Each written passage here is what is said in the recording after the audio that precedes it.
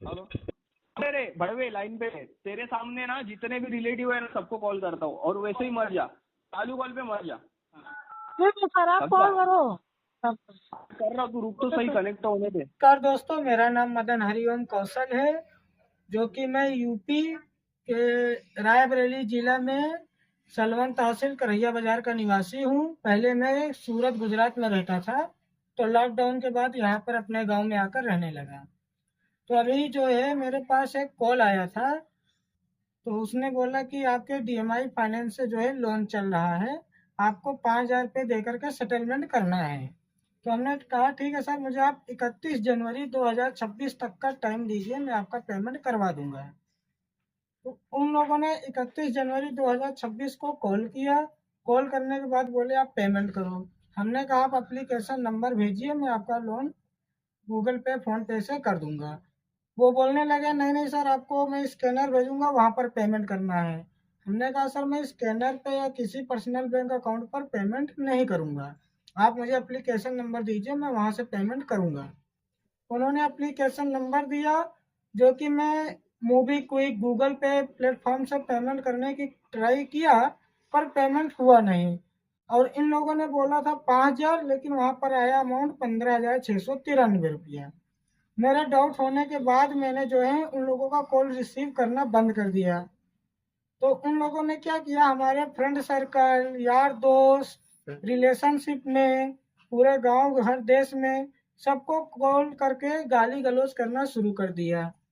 जब गाली गलौज होने लगा तो सभी लोग मुझसे बोलने लगे कि भैया तुम्हारा मामला क्या है, लोन तुमने लिया है, पैसा तुमको देना है, तो तुम कॉल क्यों करो, मेरा नंबर क्यों दिया है। मैंने कहा भाई मैंने किसी का नंबर दिया नहीं है।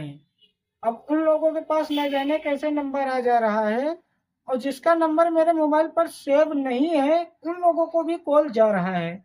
हमने कहा भाई ये सब नंबर कैसे जा रहा है, यही सवाल मैंने उनसे पूछा।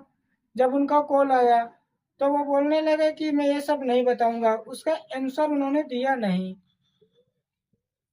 तो हमने कहा ठीक है सर, आप मुझे 2 दिन का टाइम दीजिए, मैं आपका जो 15,693 रुपया है, पहले आपने बोला 5,000, अभी आप बोल रहे हो 15,693 रुपया। हमने कहा ठीक है सर, 15,693 रुपया आपका पेमेंट करूंगा, इसका ये मंथली ईएमआई पेमेंट बना दो, मैं पेमेंट करूंगा। बोला नहीं, आपको पूरा पेमेंट करना है। मैंने कहा सर मेरे पास फुल अमाउंट नहीं है, मैं एक मजदूर इंसान हूँ, मेरे पास इतना सारा अमाउंट आएगा कहाँ से। तो उन्होंने कहा ठीक है, आपको जो है 1 फरवरी 2026 दोपहर 2 बजे तक का टाइम दिया जाता है, आपको ये पेमेंट करना है 5,000 तक। मैंने वापस कॉल किया, मैंने कहा सर 31 जनवरी 2026 को हमारी बात हुई, अब 1 फरवरी 2026 को जो कि संडे का दिन था, तो मैं संडे के दिन में कहाँ से किससे पेमेंट लेने जाऊं। फिर भी मैंने बोला ठीक है सर, मैं 2 बजे तक पेमेंट करवा दूंगा। वो लोग जबरदस्ती कर रहे थे, हमने कहा ठीक है सर, मैं करवा दूंगा। पेमेंट मैंने मांगने गया था, पर फ्रेंड से मिला नहीं, तो मैंने उनको कॉल किया सर कि आज पेमेंट नहीं हो पाया, मुझे 2 दिन का टाइम दीजिए, मैं पेमेंट करवा दूंगा। बोले आप अपनी बीवी का गहना बेचो या गाड़ी बेचो, मुझे उससे मतलब नहीं है, आप पेमेंट करके दो। मैंने कहा सर मेरे पास पेमेंट अभी नहीं है, मुझे 2 दिन का टाइम दीजिए, मैं 5,000 रुपये किसी भी तरह से करके आपको दे दूंगा। उन लोगों ने मुझे धमकियां देने लगे कि आपके रिलेटेड आपके यार दोस्त को फोन लगाकर वाट लगाऊंगा, सबको मैं पेलूंगा, ये करूंगा वो करूंगा, अब सब तरीके से बात किया। तो मैंने कहा सर जी अगर आप कॉल करोगे तो मुझे सुसाइड करना पड़ जाएगा, मुझे फांसी लगानी पड़ जाएगी। तो बोला तुम मर जा। मेरे पास रिकॉर्डिंग है सर, मेरी उनसे जो बातें हुई थी मैंने अपने मोबाइल में सब रिकॉर्ड किया हुआ है।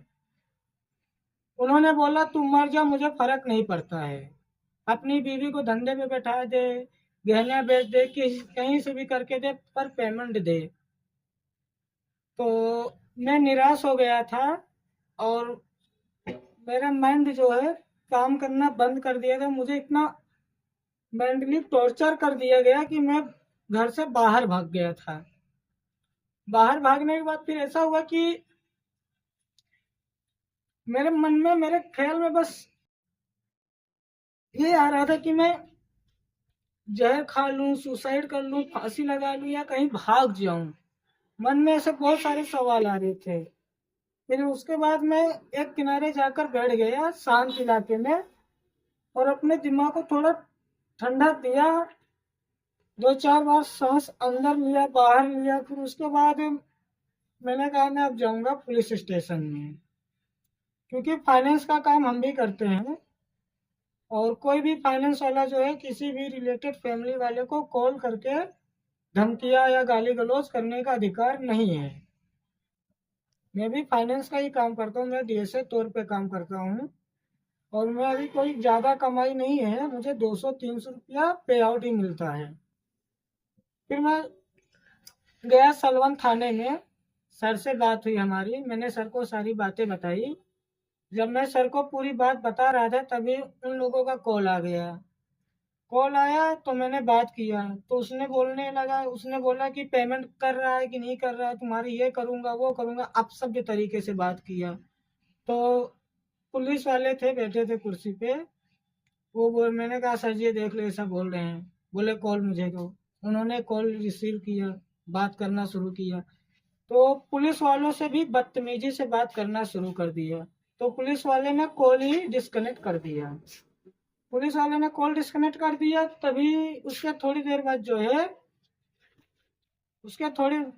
है कॉल आया मेरे फ्रेंड का, जो टोल नाका पे रहते हैं, कबाड़ का काम है उनका।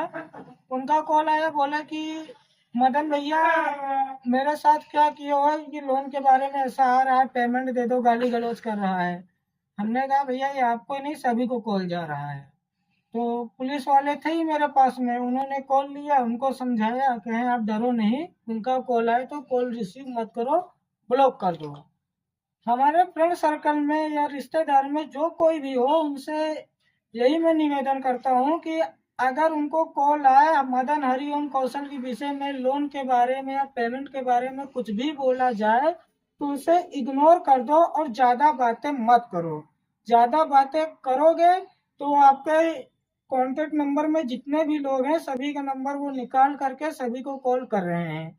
ऐसा पुलिस वाले ने भी मुझे बताया, जो मुझे रियल भी लग रहा है, रियल है ये, क्योंकि मेरे पास जिसका नंबर नहीं है उसका भी कॉल जा रहा है, इसलिए हैक ही हो रहा है।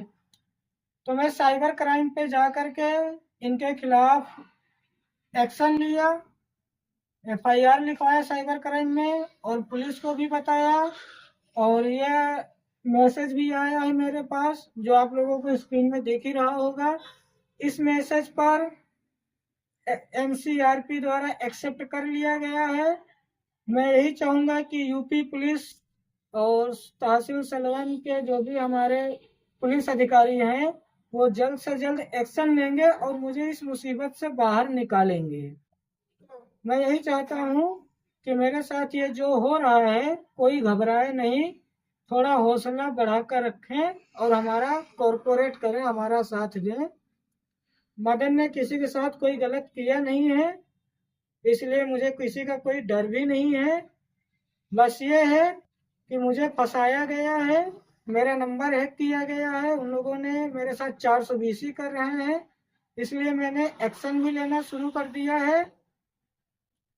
और बात और है, हमारे यहाँ इंडिया में ऐसे ही ना जाने कितने लोगों के साथ ऐसा हुआ भी होगा और ना जाने कितने लोगों ने डर के फांसी भी लगा लिया है, जहर भी खा लिया है, सुसाइड भी कर लिया है, जो उस टाइम पर मुझे भी ख्याल आया था, पर मैंने अपना हिम्मत बांधा, मैंने सुसाइड का ऑप्शन नहीं चुना। मैं पुलिस में जाकर के पुलिस वालों को सारी बातें बता दिया, क्योंकि सुसाइड करने से मरने से कोई फायदा है नहीं। मेरी बीवी है, 3 बेटियां हैं, अगर मैं मर जाऊंगा तो मेरी बेटी और मेरे बच्चे कहाँ जाएंगे, सीधी सी बात। तो इसलिए मैंने सुसाइड नहीं किया, मैं पुलिस के पास गया और मैं यही चाहूंगा कि पुलिस वाले जो है जो भी है इस मसले को जल्द से जल्द सुलझाएंगे। और पुलिस वालों का कहना यही है कि ये लोग जो है फ्रॉड हैं, या हमारा नंबर हैक किया है, इनको कोई पेमेंट करना नहीं है, जो कि उनके कहने पर मैं ये पेमेंट भी नहीं कर रहा हूँ और ना करूँगा, क्योंकि जब तक सही साबित नहीं हो जाता है। और मुझे मेंटली जो है टॉर्चर करा जा रहा है, लोगों के बीच में मेरे इमेज खराब किया जा रहा है, सभी को कॉल किया जा रहा है। मेरी बीवी को कॉल करके बोल रहे हैं कि तुम्हारा आदमी जो है किसी दूसरे लड़के के पास चला गया है और तुम्हारा आदमी जो है ये करता है वो करता है। मतलब कि हमारे और मेरी वाइफ के बीच में लड़ाई झगड़ा डिवोर्स करवाने की कोशिश की जा रही है कि मैं जो है किसी पराई औरत के पास जाता हूँ, मैं अपनी बीवी को धोखा दे रहा हूँ। इससे मतलब ये हुआ कि हमारा घर का रिश्ता जो है पर्सनल लाइफ में मेरा दखल अंदाजी कर रहे हैं। हमारे घर के पड़ोसी में है एक औरत, उनकी उम्र 50 साल है, 40 साल है, वो मेरी माँ जैसी है। उनके बच्चे भी मेरे बराबर हैं और भी बच्चे उनके बड़े हैं। तो उनको कॉल करके बोला जा रहा है कि तूने जो है मदन से दूसरी शादी किया है, तुम भाड़े से रहते हो। उनसे भी गाली अपशब्द में बातें की जा रही है। परमजीत को कॉल किया गया, मनीष जायसवाल के बेटे परमजीत है, उनको भी कॉल किया गया, बोले कि तूने मदन का पैसा लिया है, तू मदन का पैसा भर। हमारे साड़ू भाई सुनील को भी फोन किया गया कि पैसा तू भर। मेरा इमेज खराब किया जा रहा है। अब पब्लिक या जो लोग हमारे वीडियो देख रहे हैं वही लोग डिसाइड करें अब हमें क्या करना चाहिए और उनके साथ क्या होना चाहिए। धन्यवाद दोस्तों, सपोर्ट बनाकर रखना।